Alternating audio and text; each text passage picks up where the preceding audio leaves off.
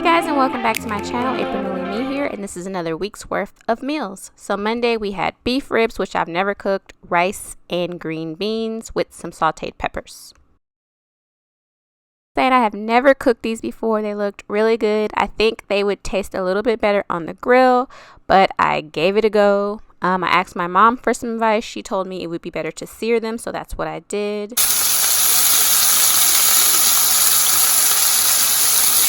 That nice sear, I transferred them into a baking dish and put them in the oven to make sure that they were tender. And then I also wanted to add some onion and peppers. I love onion and peppers with anything, especially if they're sauteed or roasted. Smothered it, child, with some minced garlic and put it in the oven. I believe I put it at 375 for an additional about 30 minutes.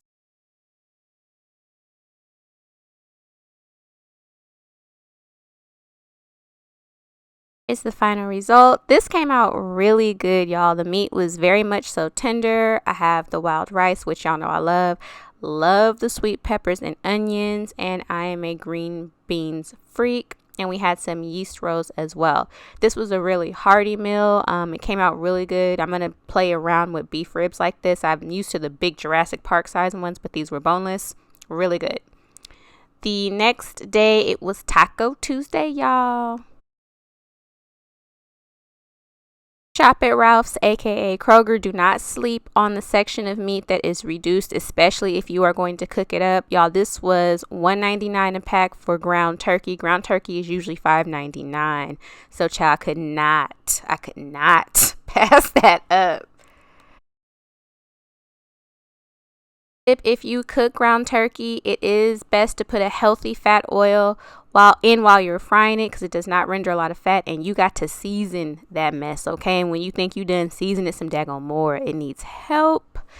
I didn't feel like cutting up a bunch of onions and tomatoes, so I got this fresh made salsa. It was like pico. I did have to add some cilantro. Love some cilantro. And I did want to add some more fresh tomatoes just because I'm weird like that. But I just, sometimes you need a little shortcut. Also wanted to make some simple Spanish rice. So I just have a little bit of avocado oil. And this was day-old rice. It was all clumped up. So I declumped it. And I'm going to add those tomatoes as well as some chili pepper, a little bit of cumin, and onion powder. Really good. These are my favorite yellow corn tortillas. Here is the final result. The tacos were bomb, and that Spanish rice hit. I'm going to make that again. The next night, we had lasagna, salad, and garlic bread. We always try to have a pasta. Me and Tony both love pasta. These are my secret weapon, the Johnsonville spicy Italian sausage. I mixed that with any ground beef or ground turkey. I had some crushed tomatoes left over in the freezer that I wanted to use up. And again, that reduced ground turkey, y'all. And the usual suspects when I cook anything Italian based. And this is my favorite sauce, the tomato basil classical. Y'all gotta hit this up. I also wanted to use some red peppers that I didn't want to go to waste. And usually when it comes to pasta, this is a great way if you have a picky eater like me or kids that are picky eaters to throw in vegetables without them knowing, because that sauce hits it and they don't even know. Don't tell Tony. But I like a lot of veggies, so I did a whole half an onion and those 2 bell peppers, and I just threw that into the sauce. Again, good way to sneak in veggies.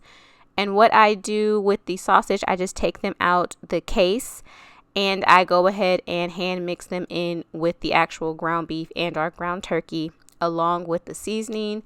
It is a great mix, so you don't get too much of the fat from the Italian sausage and a little bit, healthier with the turkey, but it always hits, y'all. It always comes out great.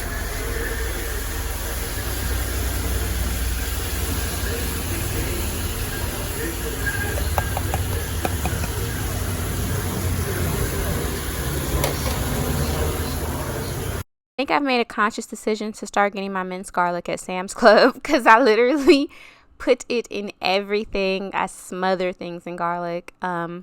Here is the sauce. I love a chunky sauce. I do not like soupy sauces. So yeah, the sauce came out perfect. And I'm a little weird. To make my lasagna stand up, I will start horizontal, then vertical, just so your lasagna will stand up after you cut it. That's really important to me. Again, I don't like a very thin, watery sauce, so my lasagna tends to look different than most people's because you see the noodles, but y'all, it hit. Trust me when I tell you my lasagna hit. That's why I got married, y'all. When I gave her the lasagna, she was like, gotta wife her. Anyway, this is my Texas toast. Nothing special about this. It's frozen, but I do put extra seasoning, basil, oregano, and garlic powder. This is how my lasagna looks. Like I said, not very saucy, but very tasty. Here's the result. And see how it sits up because of how I place the noodles. That's why it sits up like that. But anyway, this meal is always a hit. This is like a regular. We have this at least 2 times a month. It was date night, so I wanted to do something special. So I made a crab boil. One of our favorite restaurants is Boiling Crab, which we can't go to because we're on lockdown. So I thought I would do it at home. Have some red potatoes. I have some corn on the cob. I'm going to use 2 sticks of butter, y'all. Yes, 2 of them things. We got some garlic, chopped garlic this time, 2 lemons, an onion. There goes the crab as well as the shrimp. Now I put a whole thing of lemon and a whole onion when I boil any seafood. You want it to be flavorful. You want to build, layers of flavor. These are the spices that I'm going to use for the sauce that I'm going to make. I looked it up online for the copycat and they said to put I want to say Red Rooster hot sauce. I didn't have any. We had Crystal on deck, so that's what I'm going to use. In a minute, I'm going to show you how I mix all the spices beforehand. Boom, here it is. I think I should have used way more, so I know next time. This was my first time making a crab boil, kind of like boiling crab where they have the sauce and the meat. So I know for next time. Pro tip, go ahead and rub your lemons around on the countertop just to release more of the juices, so when you cut them, they release easier. So I just cut them up in wedges, and I'm also going to cut a whole onion and put that in the actual water that I'm going to boil the crabs along with the shrimp to cook.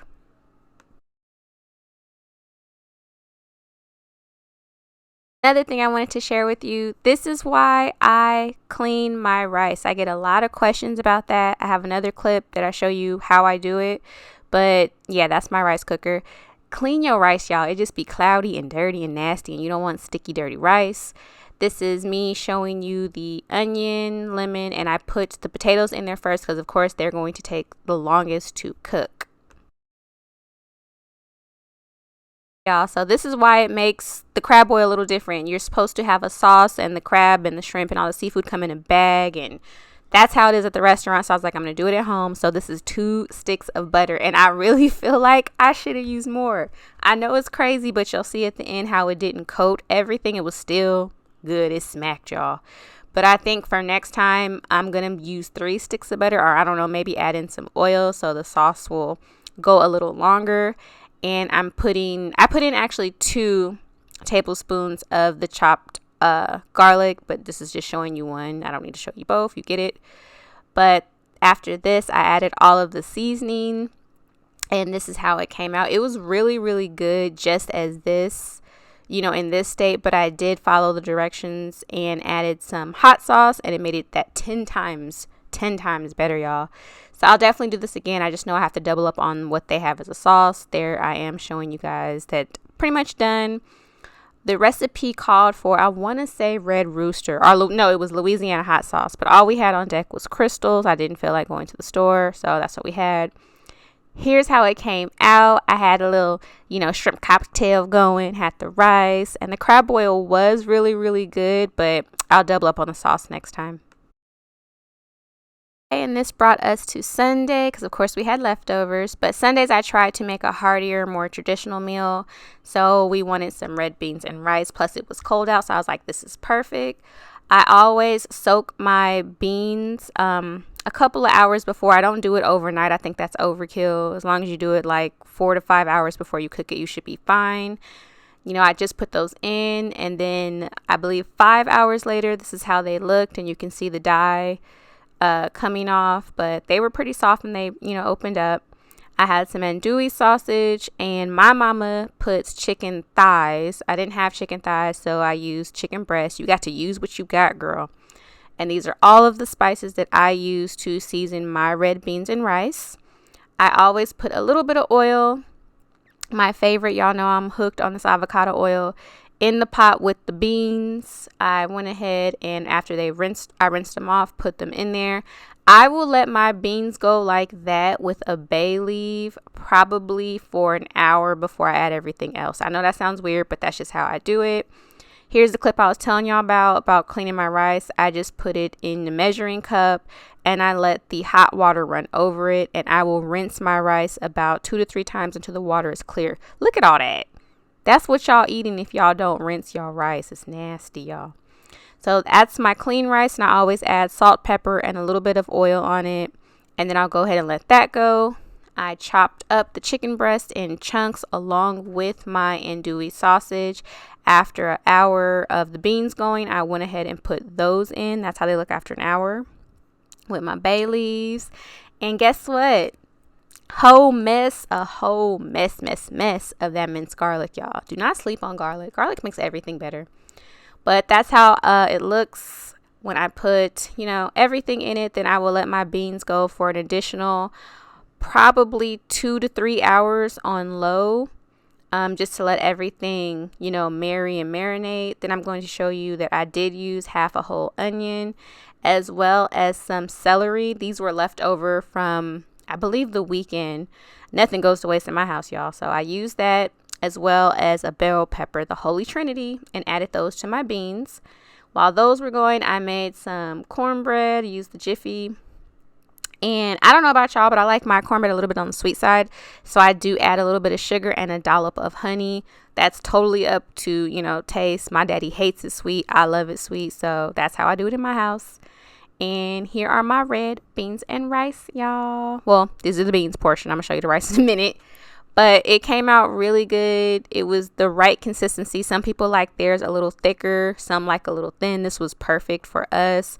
And it was super cold. So this really hit the spot. Good, y'all. Plus the whole house smells so good. I'm not the best cutter when it comes to cornbread. So, don't judge my life. But it was really good. These were our meals for the week. Hope to see you next time, guys. Bye.